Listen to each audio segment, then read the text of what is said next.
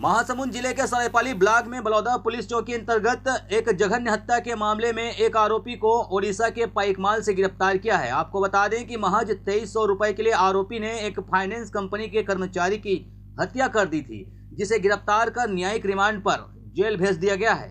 घटना को लेकर मिली जानकारी के अनुसार 23 जनवरी को रंजन कुमार नामक व्यक्ति द्वारा माइक्रो फाइनेंस कंपनी शाखा सरायपाली के कर्मचारी शमशेर अली के गुम होने की सूचना पुलिस चौकी बलौदा में दर्ज कराई गई थी, जिसके आधार पर पुलिस पता तलाश कर रही थी।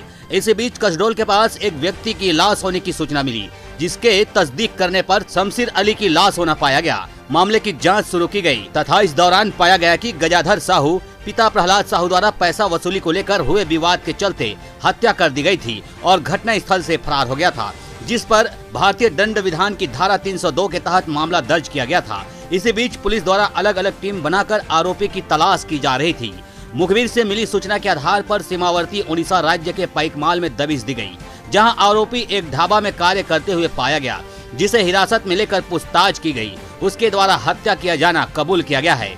आरोपी को गिरफ्तार कर न्यायिक रिमांड पर भेजा जा रहा है। वहीं इस पूरे मामले में सरायपाली थाना प्रभारी निरीक्षक वीणा यादव, चौकी प्रभारी बलौदा जितेंद्र विजयवार की महत्वपूर्ण भूमिका रही है। पूरे घटनाक्रम का खुलासा एसडीओपी विकास पाटले ने प्रेस वार्ता के दौरान की है।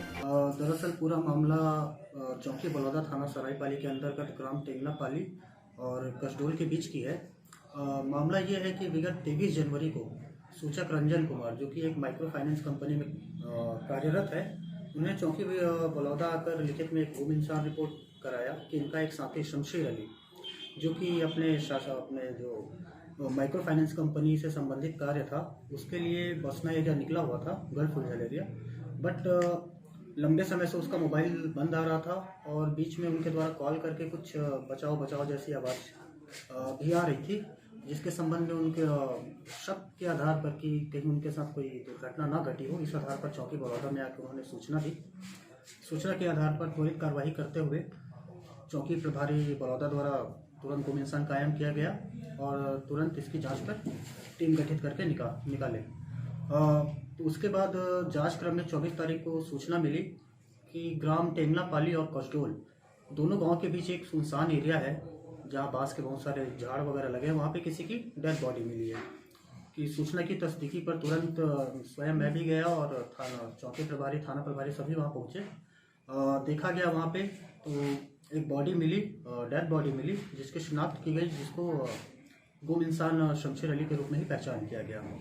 प्रथम दृष्टया त्वरित कार्रवाई करते हुए मर्ग कायम किया गया। मर्ग कायम के बाद शव पंचनामा कर डेड बॉडी को पीएम के लिए भेजा गया।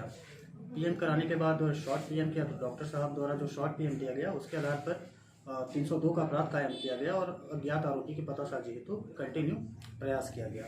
इसी क्रम को आगे बढ़ाते हुए पुलिस अधीक्षक महोदय और अतिरिक्त पुलिस अधीक्षक महोदया के निर्देशन में विभिन्न 4-5 टीमें हमने बनाई आरोपी की पतासाजी हेतु, और जितने भी संभावित ठिकाने थे उनकी दबिश दी गई उनकी पतासाजी के लिए, पर तुरंत तो हमें कामयाबी नहीं मिली। हमारी जो जांच की प्रक्रिया थी या आरोपी को ढूंढने की प्रक्रिया थी, वो कंटिन्यू चल ही रही थी। तभी अचानक कल एक सूचना प्राप्त हुई मुखबिर से कि जो आरोपी है वो उड़ीसा के पाइकमाल थाना के अंतर्गत किसी ढाबे में काम कर रहा है।